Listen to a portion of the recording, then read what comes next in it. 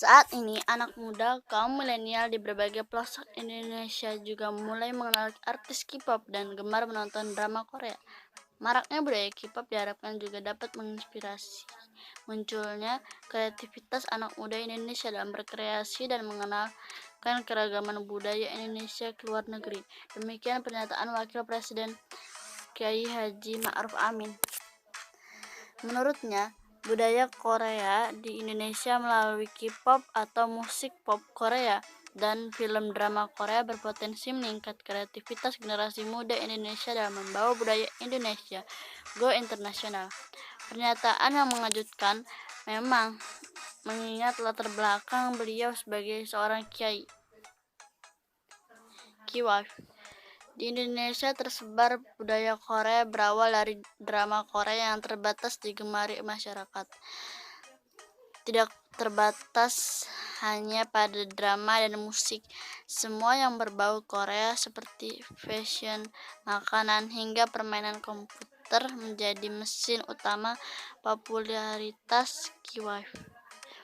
Sementara itu, dalam negerinya sendiri, Korea Sparkling menjadi merek berpariwisata yang bertujuan menyampaikan pesan di mana elemen tradisional dan modern hidup berdampingan secara harmonis.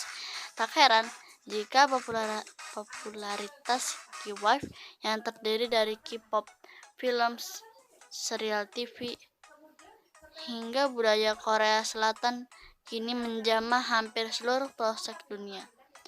Bahasa lokal Korea pun tidak lagi menjadi penghalang utama untuk menarik perhatian publik dunia. Lihatlah para oppa dan oni berwajah good looking.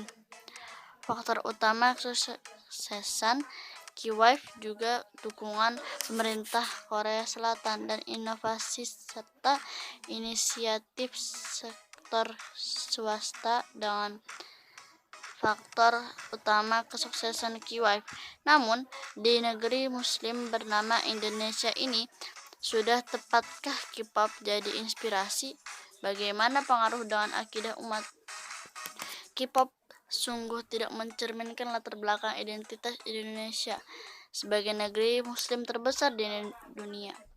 Di kala pandemi sekarang ini, semestinya di tengah luka sosial masalah kemiskinan, pengangguran, upaya terbaik adalah menyuburkan suasana keimanan, mendekatkan diri kepada Sang Halik, berikut menerapkan aturan kehidupan darinya, bukan malah menjadikan K-pop kiblat modernitas generasi muda Indonesia.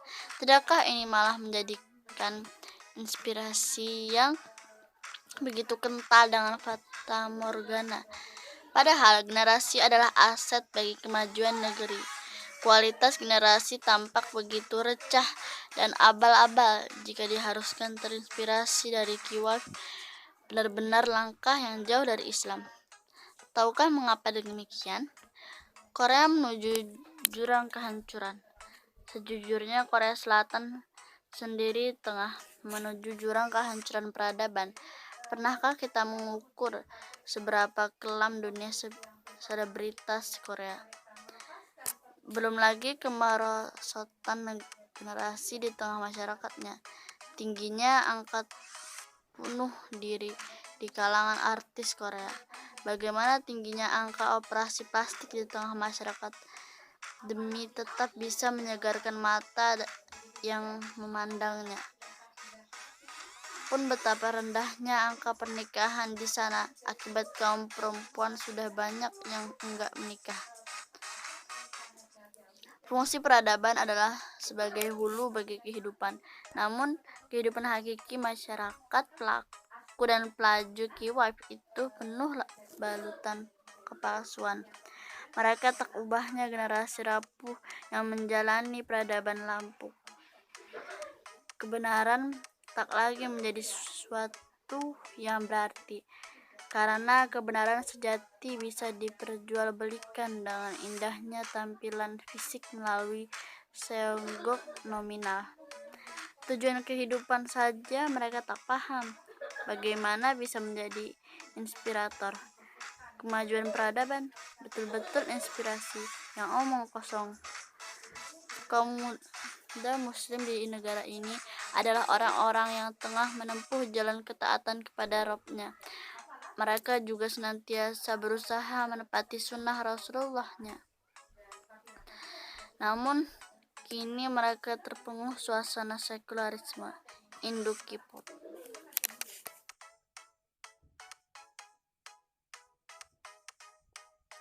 Allah yang patut kita cermati dan terus menjadi pegangan, yang berbunyi A'udzubillahi minasyaitonirrajim. Bismillahirrahmanirrahim. Wa ma atakumur rasulu fahuzuhu wa ma nahakum anhu fantahun. Wattaqullaha innallaha syadidun iqab. Ya, artinya, apa yang diberikan Rasulullah kepadamu maka terimalah, dan apa yang dilarangnya bagimu maka tinggalkanlah, dan bertakwalah kepada Allah, sesungguhnya Allah amat keras hukumnya. Tafsir Quran Surah Al-Hasr ayat 7. Shadaqallahul Azim. Ayat inilah yang hendaknya menjadi pedoman bagi kita untuk mengunduh inspirasi-inspirasi kehidupan, termasuk dalam membangun suatu peradaban. Bagaimanapun, K-pop dan drakor adalah ikon yang tampak menarik tapi berhilir kebahagiaan semu. Sesuatu yang semu pastilah berubah palsu. Betapa sia-sia kehidupan di dunia jika inspirasi itu harus terus gelombang budaya Korea. K-pop adalah sakofah asing yang seharusnya dihantam, bukan malah dibiarkan berkembang di sebuah negeri muslim, karena membahayakan akidah, menghinakan identitas kaum muslim, serta menjerumuskannya menjadi kaum pembebek semata. Padahal Islam itu tinggi dan tidak ada yang lebih mulia darinya. Sudah semestinya kaum muslimin sadar aliran makna hidup ini bersandar sepenuh daya dan upaya semata kepada Allah yang Maha mengatur manusia, kehidupan dan alam semesta. Sebagaimana firman Allah Subhanahu wa taala dalam Quran surah Az-Zariyat ayat 56 yang artinya, dan aku tidak menciptakan jin dan manusia melainkan supaya mereka menyembahku, maka segala aktivitasnya harus terikat dengan hukum Allah Subhanahu wa taala.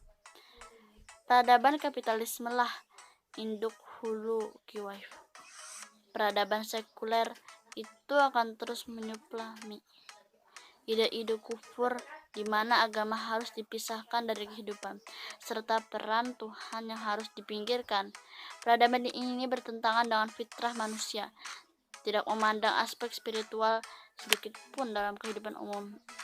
Benarlah umat manusia yang berkiprah untuk dunia dengan tidak menjadikan penerapan syariat Islam sebagai jalan dan target perubahan, maka mereka akan merasa lelah dan sia-sia karena perubahan hakiki nasib mereka tidak akan pernah terwujud. Mari renungkanlah sabda Rasulullah SAW berikut. Siapa saja yang bangun di pagi hari sementara perhatiannya lebih banyak tertuju pada kepentingan dunia, maka ia tidak berurusan dengan Allah. Siapa saja yang tidak memperhatikan urusan kaum muslim, maka ia tidak termasuk golongan mereka, kaum muslimin. Hadis riwayat Al-Hakim dan Al-Hatib dari Hudzaifah radhiyallahu anhu.